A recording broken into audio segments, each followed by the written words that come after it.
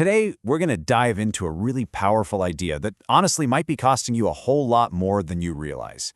It's what we're calling the self-care spending trap.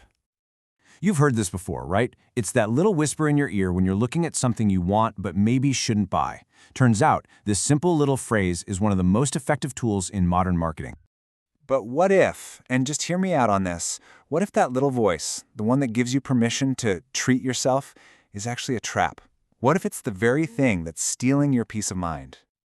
See, we've been sold this incredible story that our well-being is basically a product you can add to your shopping cart.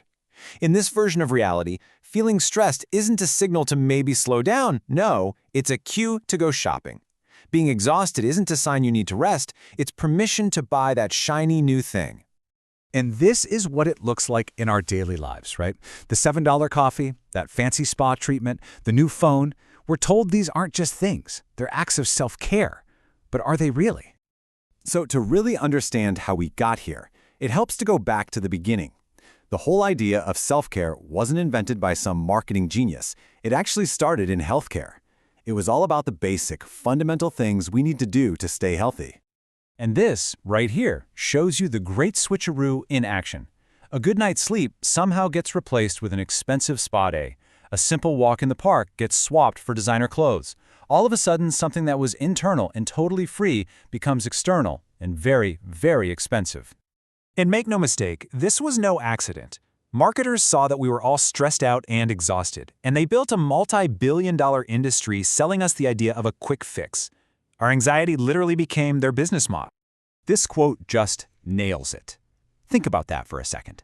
A tough day at work now immediately translates into a need to buy something. We've literally been trained to solve our internal, emotional problems with external purchases. And get this, there's actual brain chemistry behind why this works. For a little while, anyway. Buying something gives your brain a little hit of a feel-good chemical called dopamine. And for a moment, yeah, it feels great. But here's the catch, it's temporary. It always fades.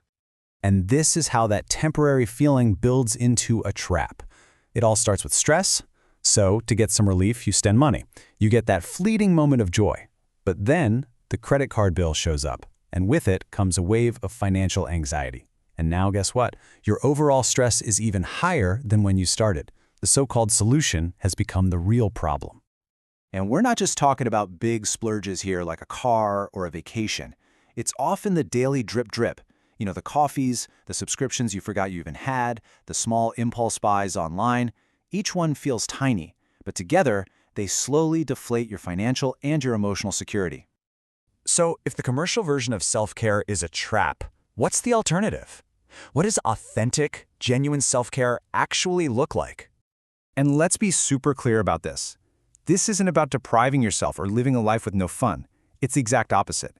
This is about taking your power back by unhooking your sense of well-being from your spending habits.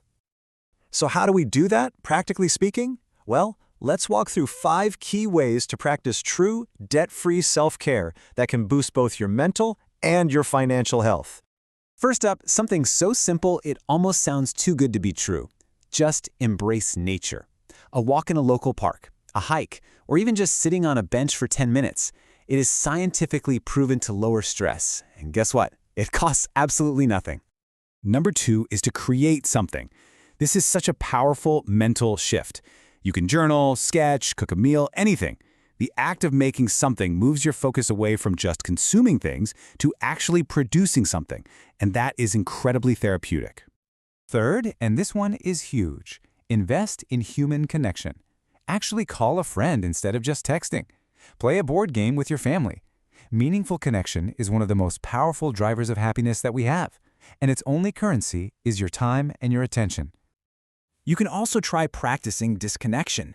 It's as simple as it sounds. Just turn off your phone for an hour. Step away from the constant noise and alerts.